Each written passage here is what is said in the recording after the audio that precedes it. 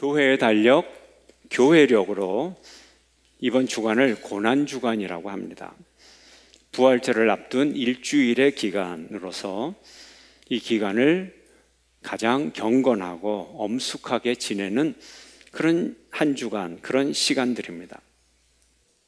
고난주간의 첫 주일인 첫날인 오늘을 종려주일이라고도 하고 고난주일이라고도 합니다. 그 유래는 오늘 본문의 말씀처럼 2000년 전 예수님께서 십자가에 달리시기 전 주일에 나귀를 타고 예루살렘에 입성한 사건이 있기 때문에 그렇습니다.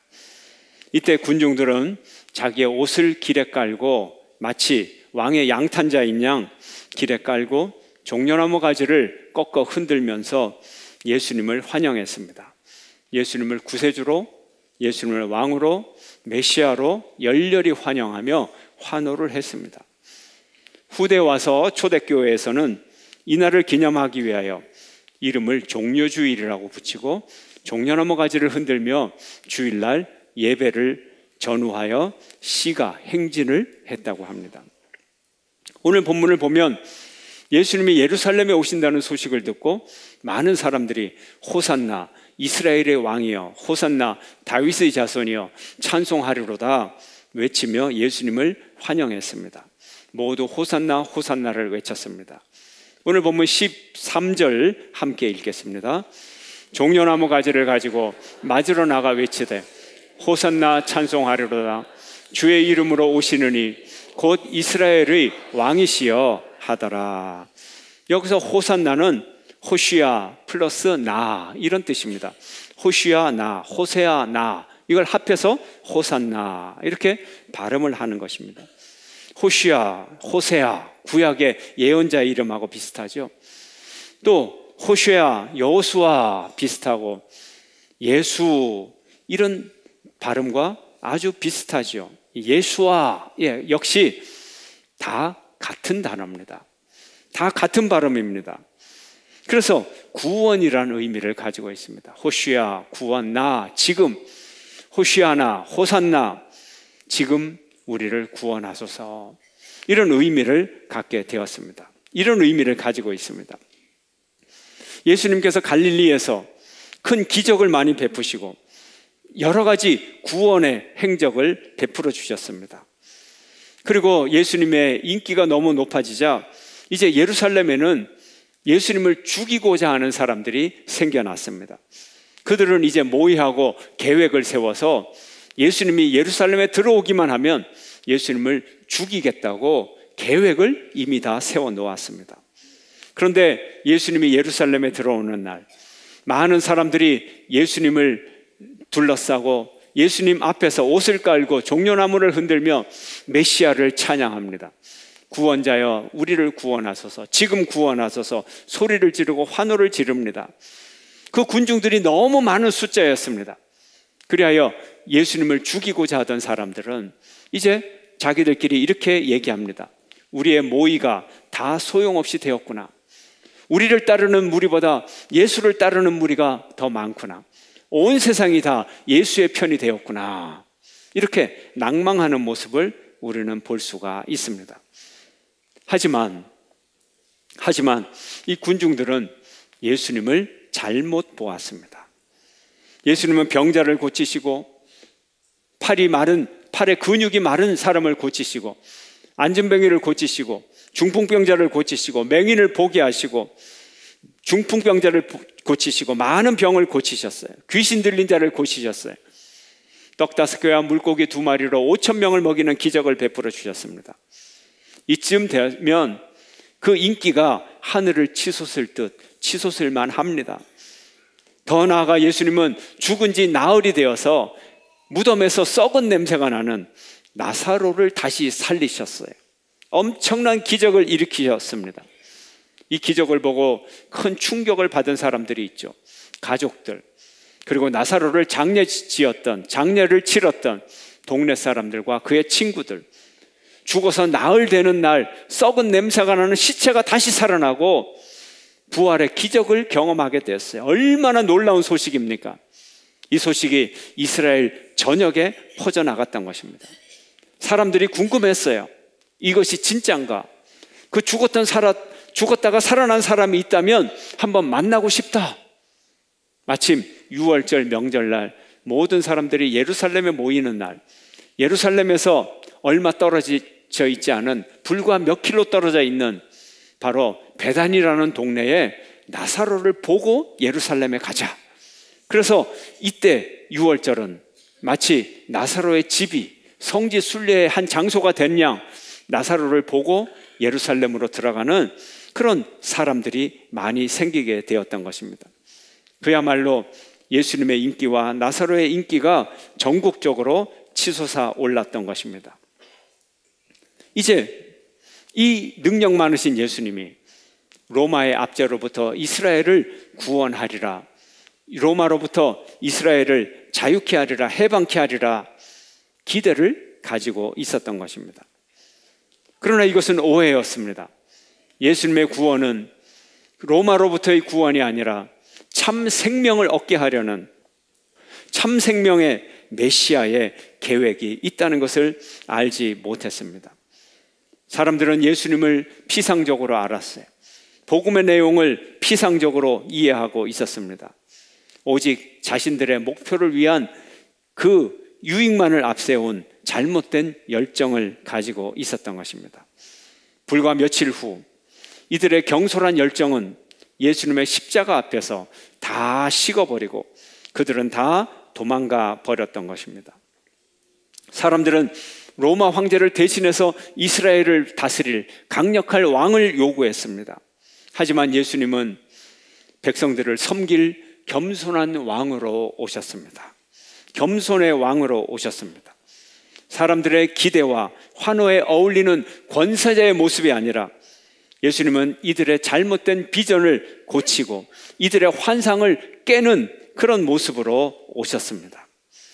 예수님이 걸어가는 이 행진, 이 길의 의미는 무엇일까요? 종려나무를 흔들면서 환영을 받고 나귀를 타고 걸어가는 예수님의 행진의 의미는 무엇일까요? 바로 주님이 걸어가신 길은 십자가의 길이었던 것입니다.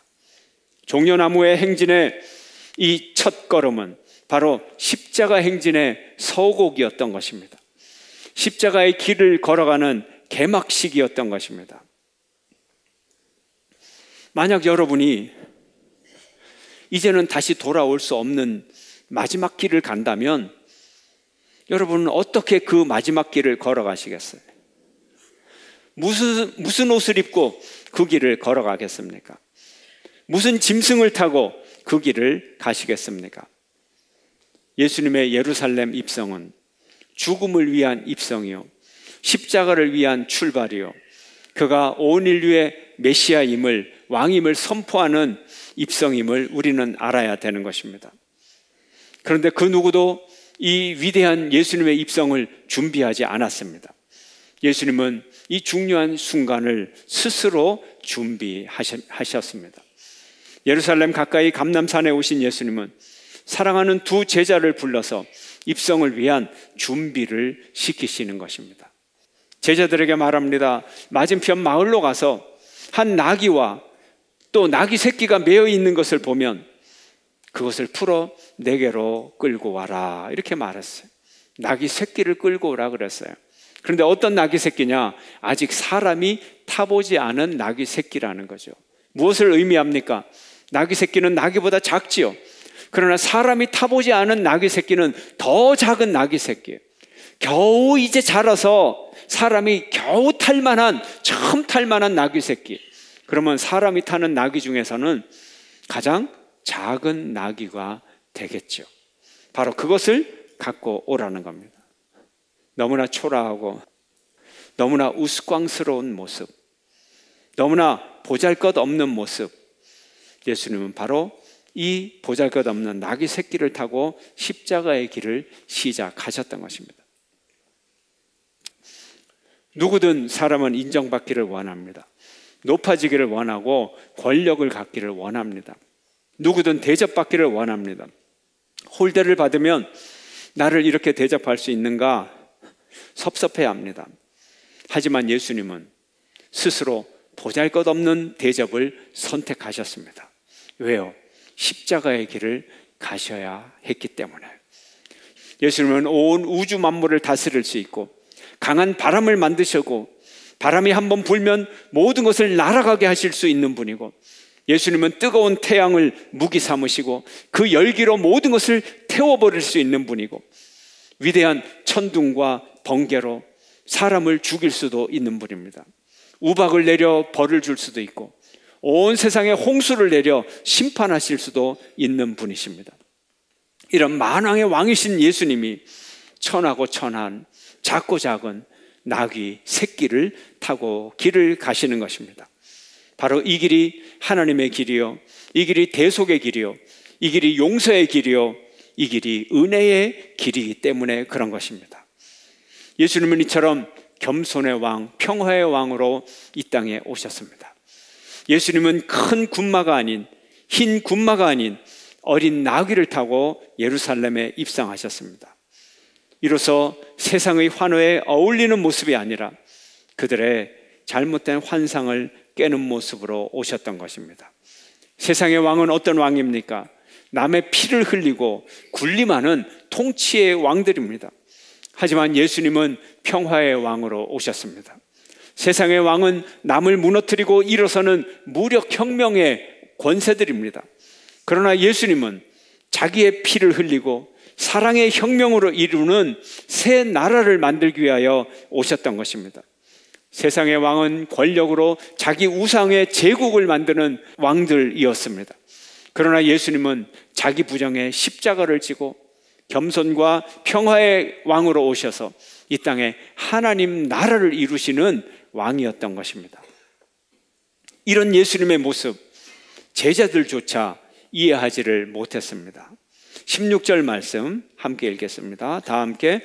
제자들은 처음에 이 일을 깨닫지 못하였다가 예수께서 영광을 얻으신 후에야 이것이 예수께 대하여 기록된 것임과 사람들이 예수께 이같이 한 것임이 생각났더라. 아멘. 제자들은 어린 나귀를 타고 입성하시는 예수님의 행동을 이해하지 못했어요. 제자들조차 예수님이 오셔서 로마를 뒤집어 버리고 예루살렘의 권세를, 이스라엘의 권세를, 그 왕국을 회복할 위엄이 있는 왕임을 제자들도 그렇게 믿었기 때문에 그렇습니다. 그러나 이런 모습과는 거리가 멀었어요. 예수님께서 부활하시고 승천하신 후에야, 그때서야 이것이 스가랴 예언의 말씀을 이룬 것임을 알게 되었던 것입니다. 15절 말씀입니다. 함께 읽습니다. 이는 기록된 바 시온에 따라 두려워하지 말라. 보라, 너의 왕이 너의 새끼를 타고 오신다 함과 같으니라. 아멘. 바로 스가랴의 예언을 이루기 위한 것임을 나중에서야 알게 되었던 것입니다. 바로 이 길이 십자가의 길이었습니다. 여러분 한번 상상을 해보십시오. 예수님의 모습을 한번 생각해 보시기를 바랍니다. 이제는 예수님께서 정말로 십자가의 길을 걸어갑니다. 제자들을 향하여 내가 십자가에 못 박혀 죽고 사흘 만에 부활하리라 수차례 제자들에게 말했지만 제자들이 알지 못했어요. 그런데 이제 정말 예수님이 그 십자가의 길을 걸어가는 시간이 되었던 것입니다. 전쟁을 이기고 승전 행군이 아닙니다. 군중의 환호는 십자가로 들어가는 선포식이었던 것입니다. 개막식이었던 것입니다. 그러면 그 모습이 어떨까요? 예수님의 얼굴은 어떤 얼굴일까요? 어떤 표정을 짓고 가셨을까요? 수치심일까요? 열등감일까요? 분노일까요? 사랑의 표정일까요? 비장한 모습일까요? 밝은 얼굴일까요? 예수님은 오직 하나님의 뜻에 순종했고 사람을 사랑하시되 진실로 사랑을 하신 분이었던 것입니다.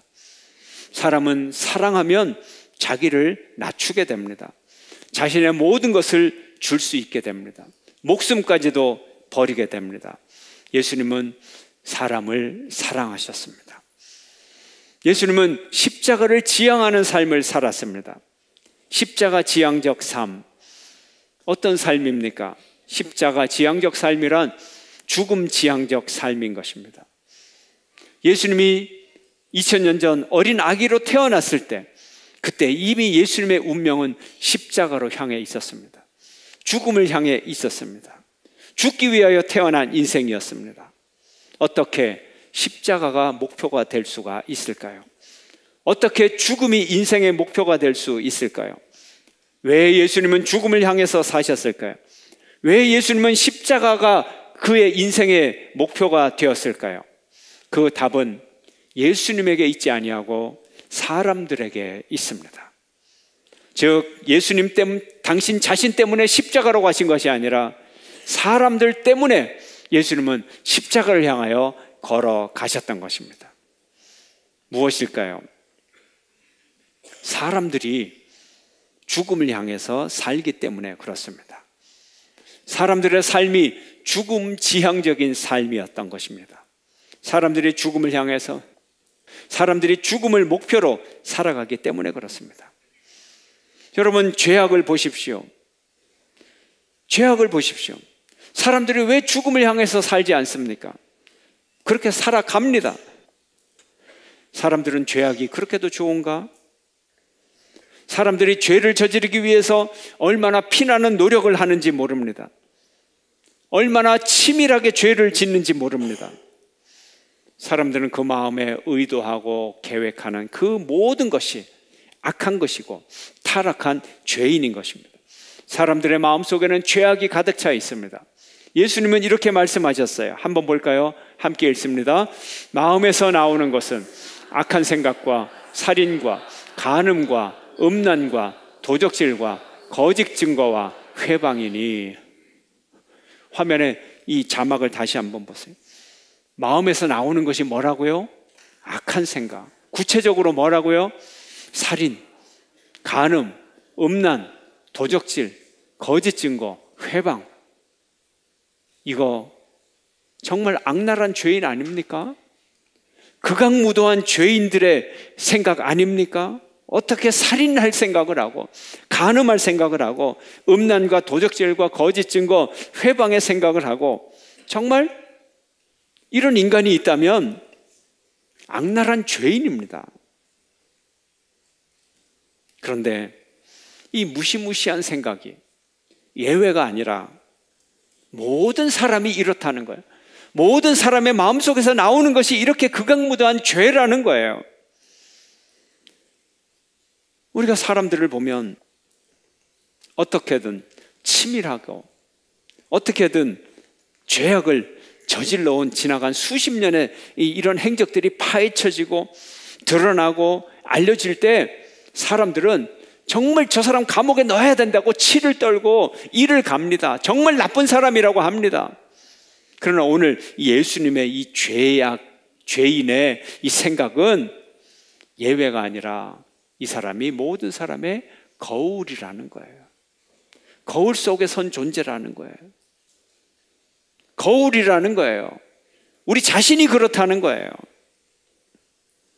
사람들은 죄인으로 죄가 공개된 사람들을 향하여 감옥에 넣어라 이렇게 얘기를 합니다. 당연히 감옥에 가야 된다고 얘기합니다.